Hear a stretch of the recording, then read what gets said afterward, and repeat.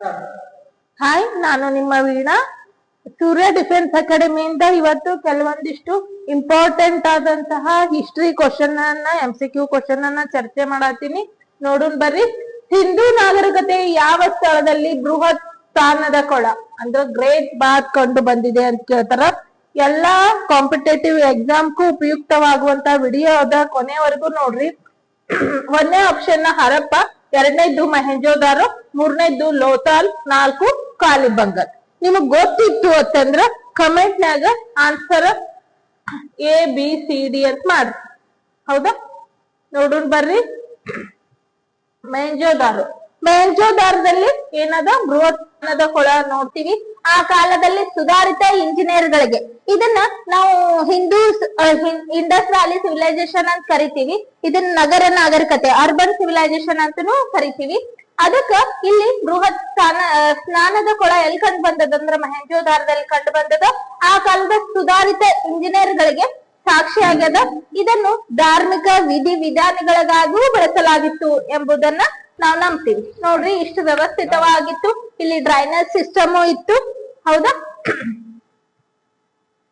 Next question ನೋಡಾತ್ರ, Gayatri ಮಂತ್ರವು ಯಾವ ವೇದದಲ್ಲಿದೆ ಅಂತ ಕೇಳಿದ್ರ, ಒಂದನೇದ್ದು ಋಗ್ವೇದ, ಎರಡನೇದ್ದು ಸಾಮವೇದ, 3 ಯಜುರ್ವೇದ, 4 ಅಥರ್ವಣ ವೇದ. ಹೌದಾ? 4ರಾಗ ನಿಮ್ಗೆ ಯಾವ್ದು ಗೊತ್ತಿತ್ತು ಅಂತ ಪಟ್ಟದ್ ಕಮೆಂಟ್ ಬಾಕ್ಸ್ ನಾಗ ಏನ್ ಮಾಡ್ರಿ, ಋಗ್ವೇದನೋ, ಸಾಮವೇದನೋ, ಯಜುರ್ವೇದನೋ, ಅಥರ್ವಣ ವೇದನ ಯಾವ್ದಂತ ಹೇಳಿ ಮಾಡ್ರಿ.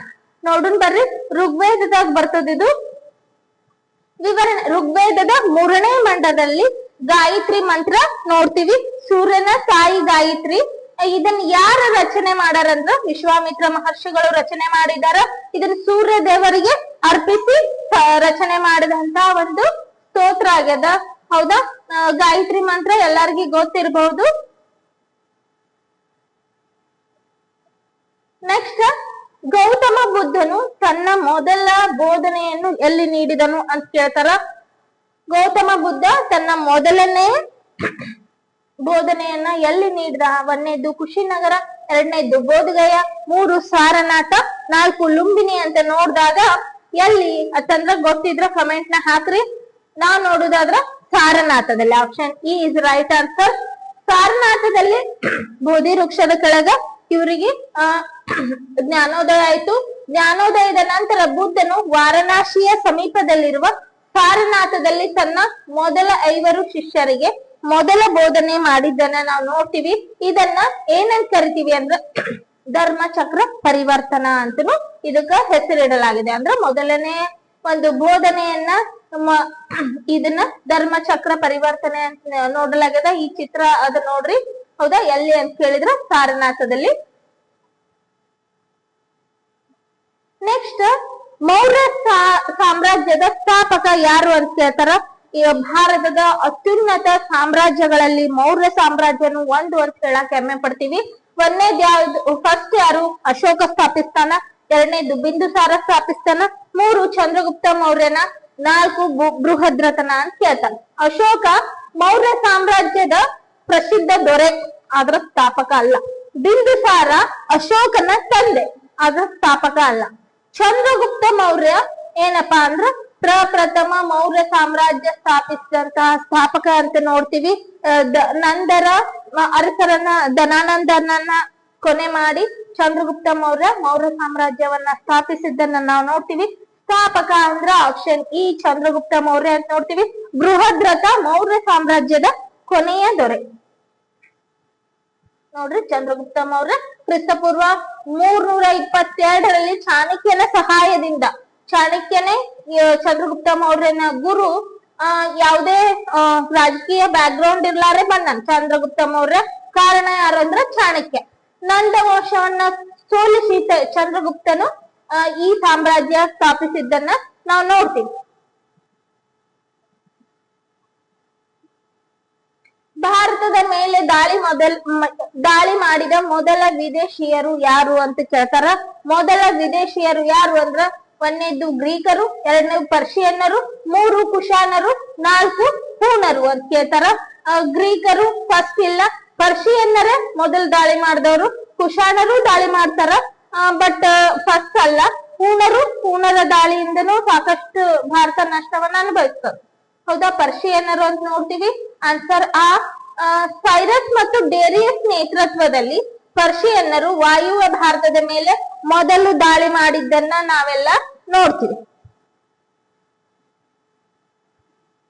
ಇನ್ನ ನಮ್ ಸೂರ್ಯ ಡಿಫೆನ್ಸ್ ಅಕಾಡೆಮಿಯಲ್ಲಿ ಆಫ್ಲೈನ್ ಮತ್ತು ಆನ್ಲೈನ್ ಎರಡೂ ಕೋರ್ಸ್ಗಳು ಲಭ್ಯ ಅದಾವು. ಮತ್ತೆ ರಾಜ್ಯ ಸರ್ಕಾರ, ಕೇಂದ್ರ ಸರ್ಕಾರದ ಎರಡೂ ಸರ್ಕಾರಿ ನೌಕರಿ ಪಡೆಯುವಂತಹ ಆಸಕ್ತಿ ಇದ್ದ ಅಭ್ಯರ್ಥಿಗಳು ನಮ್ಮ ಸೂರ್ಯ ಡಿಫೆನ್ಸ್ ಅಕಾಡೆಮಿಯನ್ನ ಸಂಪರ್ಕಿಸಿ. ಆನ್ಲೈನ್ ದಲ್ಲೂ ಲಭ್ಯ ಅದ. ಹೌದಾ? ನಂಬರ್ ಬೇಕಂದ್ರ ನೀವು ಇದ್ರಲ್ಲಿ ತೋರಿಸ್ತೀವಿ, ಡಿಸ್ಪ್ಲೇ ಮಾಡ್ತೀವಿ. ಆ ನಂಬರಿಗೆ ಕಾಲ್ ಮಾಡಿದ್ರಂದ್ರ ನಿಮ್ಮ ಅಡ್ಮಿಷನ್ ಅನ್ನ ಪಕ್ಕಾ ಮಾಡ್ಕೊರಿ. ಈ 5ನೇ ತಾರೀಕಿಂದ ಬ್ಯಾಚ್ಗಳು ಸ್ಟಾರ್ಟ್ ಆಗಕ್ ಖಾಲಿ ಅದಾವು. ಅದಕ್ಕೆ ಬೇಗನೆ ನಿಮ್ಮ ಅಡ್ಮಿಷನ್ ಅನ್ನ ಕಾಯ್ದಿರಿಸ್ಕೊಳ್ಳಿ. ನೆಕ್ಸ್ಟ್ ಕ್ವಶನ್ ನೋಡ್ಬೇಕಂದ್ರೆ ಇಂಡಿಕಾ ಕೃತಿಯನ್ನು ಬರೆದವರು ಯಾರು ಅಂತ ಕೇಳಿದ್ರೆ 1ನೇದ್ದು ಕೌಟಿಲ್ಯ, 2ನೇದ್ದು ಪಾಯಿಯಾನ, 3 ಮೆಗಸ್ತಾನಿಕ, 4 ಹುಯಸ್ತಾನ್. ಹೌದಾ? ಇಂಡಿಕಾ ಕೃತಿಯನ್ನು ಬರೆದವ್ರು ಯಾರಪ್ಪ ಅಂತಂದ್ರ ಮೆಗಾಸ್ತಾನಿಸ್. ಮೆಗಾಸ್ತಾನಿಸ್ ಯಾರು? ಗ್ರೀಕ್ ನಿಂದ ಬಂದಂತಹ ಸೆಲ್ಯೂಕಸ್ ನಿಕಟರ್ನ ರಾಯಭಾರಿಯಾಗಿ ಮೆಗಾಸ್ತಾನಿಸ್ ಬಂದ. ಇವ ಏನ್ ಮಾಡ್ತಾನ? ಮೌರ್ಯರ ಆಸ್ಥಾನದ ಬಗ್ಗೆ, ಮೌರ್ಯರ ಆಸ್ಥಾನ ಹೆಂಗಿತ್ತು ಅನ್ನೋದ್ರ ಬಗ್ಗೆ, ಮತ್ತ ಇದ್ರಲ್ಲಿ ಯಾವುದೇ ಮಹಿಳೆ ಇರದೇ ಇರುವಂತಹ ಒಂದು ಕೃತಿ ಯಾವುದು ಅಂತ ಕೇಳ್ತಾರ. ಅದು ಇಂಡಿಕಾ. ಯಾಕಂದ್ರ ಬರೀ ರಾಜ್ಯದ ಬಗ್ಗೆ, ರಾಜ್ಯದ ರಾಜಕೀಯದ ಬಗ್ಗೆ, ಅದ್ರ ವ್ಯವಸ್ಥೆ ಬಗ್ಗೆ ರಚನೆ ಮಾಡಿದಂತಹ ಒಂದು ಗ್ರಂಥ ಆಗ್ಯದ. ಇದನ್ನ ಚಂದ್ರಗುಪ್ತ ಮೌರ್ಯ ಆಸ್ಥಾನಕ್ಕ ಬಂದಾಗ ಬರೀತಾರ. ನೆಕ್ಸ್ಟ್, ಕಳಿಂಗ ಯುದ್ಧ ನಡೆದ ವರ್ಷ ಯಾವುದು ಅಂತ ಕೇಳ್ತಾರ. ಕಳಿಂಗ ಯುದ್ಧ ಯಾರ್ ಮಾಡ್ತಾರ ಅಂತಂದ್ರ ಮೌರ್ಯ ಸಾಮ್ರಾಜ್ಯದ ಪ್ರಸಿದ್ಧ ಅರಸ ಅಶೋಕ ಮಾಡಿದ್ದನ್ನ ನಾವು ನೋಡ್ತೀವಿ. ಯಾಕೆ ಮಾಡ್ತಾನ ಅಂತಂದ್ರ ಕಳಿಂಗದ ಕಾರ್ವೇಲನ ಮೇಲೆ ಏನಪ್ಪಾ ಅಂದ್ರೆ ಯುದ್ಧ ಅದೊಂದೇ ಉಳಿದಿರ್ತದ, ಎಲ್ಲಾ ಆಕ್ಯುಪೈ ಮಾಡ್ಕೊಂಡಿರ್ತಾನ, ಅದೊಂದೇ ಉಳಿದಿರ್ತದ, ಅದೊಂದ್ ಯಾಕೆ ಬಿಡ್ಬೇಕು ಅಂತ ಹೇಳಿ ಕಾರ್ವೇಲನ ಮೇಲೆ ದಾಳಿ ಮಾಡಕ್ ಹೋಗ್ತಾನ. ದಾಳಿ ಮಾಡಿ ಗೆಲ್ತಾನ. ಬಟ್ ಲಾಸ್ಟಿಗೆ ಏನಾಕದ, ಎಲ್ಲರೂ ಅವ್ರ ಸೈನಿಕರು, ಇವ್ರು ಅಶೋಕನ ಸೈನಿಕರು ಎಲ್ಲರೂ ಸತ್ತಿರ್ತಾರ. ಒಂದ್ ಹುಡುಗ, ನಿಗ್ರೋಧ ಅನ್ನೋ ಹುಡುಗ ರೋದನೆಯಿಂದ ಯಾಕೆ ಯುದ್ಧ ಮಾಡಿದ, ನಮ್ನೆಲ್ಲಾ ಅನಾಥರನ್ನ ಮಾಡಿದ ಅಂತ ಚೀರ್ ಅಳ್ತಿರ್ತಾನ ಅವ್ರ ಅಪ್ಪ ಸತ್ತಿದ್ದಕ್ಕ. ಅದ್ರಿಂದನೂ ಮನ ಪರಿವರ್ತನೆ ಆಗಿ ಚಂಡಾಶೋಕ ಇದ್ದವ ಧರ್ಮಾಶೋಕ ಆದ ಈ ಕಳಿಂಗ ಯುದ್ಧದಲ್ಲಿ ಅಂತ ನೋಡ್ತೀವಿ. ಆಮೇಲೆ ಬೌದ್ಧ ಧರ್ಮದ ಇನ್ಫ್ಲೂಯೆನ್ಸು ಇತ್ತು. ಉಪಗುಪ್ತನಿಂದ ಇವನ ಮನಸ್ಸು ಪರಿವರ್ತನೆ ಆಗಿನೂ ಇವ ಧರ್ಮದ ಮಾರ್ಗದಿಂದ ಸಾಮ್ರಾಟ ಅನ್ಸ್ಕೊಂಡಿದ್ದನ್ನ ನಾವ್ ಇದೇ ಯುದ್ಧದಲ್ಲಿ ಮನ ಪರಿವರ್ತನೆ ಆಗಿದ್ದನ್ನ ನೋಡ್ತೀವಿ. ಯಾವಾಗಂದ್ರ ಕ್ರಿಸ್ತ ಪೂರ್ವ 261. ಹೌದಾ? 1ನೇದೇ ರೈಟ್ ಆನ್ಸರ್. ಈ ಯುದ್ಧದ ಭೀಕರತೆಯನ್ನ ಕಂಡು ಅಶೋಕನ ಮನೆ ಪರಿವರ್ತನೆಗೊಂಡಿತು. ಬೌದ್ಧ ಧರ್ಮ ಅವಾಗೆ ಸ್ವೀಕರಿಸ್ತಾನ. ಆಮೇಲೆ ಬೌದ್ಧ ಧರ್ಮ ಪ್ರಚಾರ ಮಾಡಕ ಸಾಕಷ್ಟು ಪ್ರಯತ್ನವನ್ನ ಪಟ್ಟಿದ್ದನ್ನ ನಾವು ನೋಡ್ತೀವಿ. ನೆಕ್ಸ್ಟ್, ಯಾರನ್ನು ಭಾರತದ ನೆಪೋಲಿಯನ್ ಎಂದು ಕರೆಯಲಾಗುತ್ತದೆ ಅಂತ ಕೇಳಾರ. ಭಾರತದ ನೆಪೋಲಿಯನ್ ಅಂದ್ರ ಯುದ್ಧದಲ್ಲಿ ಅಂದ್ರೆ ಎಲ್ಲಾ ಸಾಮ್ರಾಜ್ಯಗಳನ್ನ ಒಟ್ಟುಗೂಡ್ಸಾಕ ಕಾರಣ ಯಾರಂದ್ರ ಗುಪ್ತರ ದೊರೆ ಸಮುದ್ರಗುಪ್ತ ಭಾರತದ ನೆಪೋಲಿಯನ್ ಅಂತ ಕರಿತೀವಿ. ಸಮುದ್ರಗುಪ್ತ ಇತಿಹಾಸಕಾರ ವಿ.ಎ. ಸ್ಮಿತ್ ಸಮುದ್ರಗುಪ್ತನ ದಿಗ್ವಿಜಯನ್ನ ನೋಡಿ ಈ ಬಿರುದನ್ನು ಕೊಟ್ಟಾನ. ವಿ.ಎ. ಸ್ಮಿತ್ ಅವರು ಇತಿಹಾಸಕಾರರು. ಇವ್ರು ಇತಿಹಾಸದ ಬಗ್ಗೆ ಎಲ್ಲಾ ಅಧ್ಯಯನ ಮಾಡಿ ಇವರ ದಿಗ್ವಿಜಯ ಎಲ್ಲಿ ಹೋದ್ರು ಜಯ ಇರ್ತಿತ್ತು. ಆದ ಕಾರಣ ಅವ್ರಿಗೆ ಏನಂತ ಕೊಟ್ಟಾರ, ಭಾರತದ ನೆಪೋಲಿಯನ್ ಯಾರು ಅಂದ್ರ ಸಮುದ್ರಗುಪ್ತ. ನೆಕ್ಸ್ಟ್ ನೋಡ್ಬೇಕಂದ್ರ 4ನೇ ಬೌದ್ಧ ಸಮ್ಮೇಳನ ಯಾರ ಆಶ್ರಯದಲ್ಲಿ ನಡೆಯಿತು ಅಂತ ಕೇಳಾರ. ಹೌದಾ? 1ನೇದ್ದು ಅಜಾತ ಶತ್ರು, 2 ಅಶೋಕ, 3 ಕನಿಷ್ಕ, 4 ಕಾಲಾಶೋಕ. ಹೌದಾ? ಏನಪ್ಪಾ ಅಂದ್ರ 4ನೇ ಬೌದ್ಧ ಸಮ್ಮೇಳನ, ಲಾಸ್ಟ್ 4 ಬೌದ್ಧ ಸಮ್ಮೇಳನಗಳು ನಡೀತಾವ. ಅಶೋಕನು ಒಂದು ಸಮ್ಮೇಳನವನ್ನ ಮಾಡಿದ್ದನ್ನ ನಾವು ನೋಡ್ತೀವಿ. ಮಹಾಕಶ್ಯಪ ಮಾಡಿದ, ಆಮೇಲೆ ಕಾಲಾಶೋಕನು ಮಾಡಿದ. ಕನಿಷ್ಕ ಈ 4ನೇ ಸಮ್ಮೇಳನ ಮಾಡಿದಂತಹ ದೊರೆ ಅಂತ ನೋಡ್ತೀವಿ. ಇದು ಎಲ್ಲಿ ನಡೀತದ? ಇದು ಕಾಶ್ಮೀರದ ಕುಂಡಲಿ ವನದಲ್ಲಿ ನಡೆಯಿತು. ಇದು ಬೌದ್ಧ ಧರ್ಮವು ಹೀನಯಾನ ಮಹಾಯಾನ ಅಂತ 2 ಭಾಗಗಳನ್ನಾಗಿ ವಿಂಗಡಿಸಿದಂತಹ ಒಂದು ಬೌದ್ಧ ಸಮ್ಮೇಳನ ಆಗಿ ಹೊರಹೊಮ್ಮಿತು. ನೆಕ್ಸ್ಟ್ ನೋಡ್ಬೇಕಂದ್ರ ಹರ್ಷವರ್ಧನನನ್ನು ಸೋಲಿಸಿದ ಚಾಲುಕ್ಯ ಅರಸ ಯಾರು ಅಂತ ಕೇಳ್ತಾರ. ಹರ್ಷವರ್ಧನ, ಆಮೇಲೆ ಈ ದಕ್ಷಿಣದಾಗ ಬಾದಾಮಿ ಚಾಲುಕ್ಯರ ದೊರೆ ಪುಲಕೇಶಿ ಇದ್ದ. ಇಬ್ಬರು ಏನು ಈ ಹರ್ಷವರ್ಧನದ್ದು ಉತ್ತರ ಸಾಮ್ರಾಜ್ಯ ಉತ್ತುಂಗ ಸ್ಥಿತಿಯಲ್ಲಿತ್ತು. ದಕ್ಷಿಣಕ್ಕ ಪುಲಕೇಶಿ ಎರಡನೇ ಪುಲಕೇಶಿಯ ಸಾಮ್ರಾಜ್ಯ ಉತ್ತುಂಗದಲ್ಲಿತ್ತು.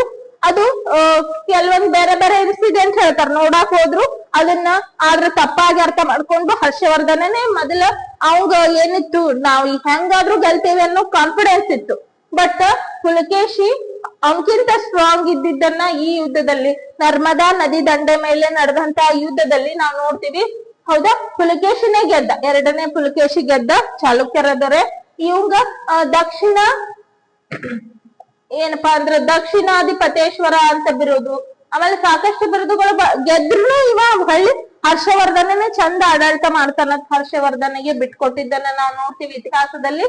ಎರಡನೇ ಪುಲಕೇಶಿ ನರ್ಮದಾ ನದಿ ತೀರದಲ್ಲಿ ನಡೆದ ಯುದ್ಧದಲ್ಲಿ ಇಮ್ಮಡಿ ಪುಲಕೇಶಿಯು ಹರ್ಷವರ್ಧನನನ್ನು ಸೋಲಿಸಿ ಪರಮೇಶ್ವರ, ದಕ್ಷಿಣ ಪತೇಶ್ವರ ಎಂಬ ಬಿರುದನ್ನ ಪಡೆದಿದ್ದನ್ನ ನಾವು ನೋಡ್ತೀವಿ. ಹೌದಾ, ಥ್ಯಾಂಕ್ ಯು ಫ್ರೆಂಡ್ಸ್. ನಮ್ಮ ಚಾನೆಲ್ ಅನ್ನ ಸಬ್ಸ್ಕ್ರೈಬ್ ಮಾಡ್ರಿ, ಲೈಕ್ ಮಾಡ್ರಿ, ಕಮೆಂಟ್ ಮಾಡೋದನ್ನ ಮರಿಬೇಡ್ರಿ.